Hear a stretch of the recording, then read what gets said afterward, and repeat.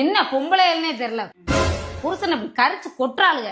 என்னைய பார்த்து கத்துக்கங்கடி, புருஷனை எப்படி அன்பாவோ அக்கறையாவும் கவனிச்சுக்கிறதுன்னு. இல்லங்க ஏங்க, நீங்க எப்பயாவது யோசிச்சிருக்கீங்களா அடுத்த ஜென்மத்திலே நானே உங்களுக்கு பொண்டாட்டியா வரணும்னு? விளங்குமா?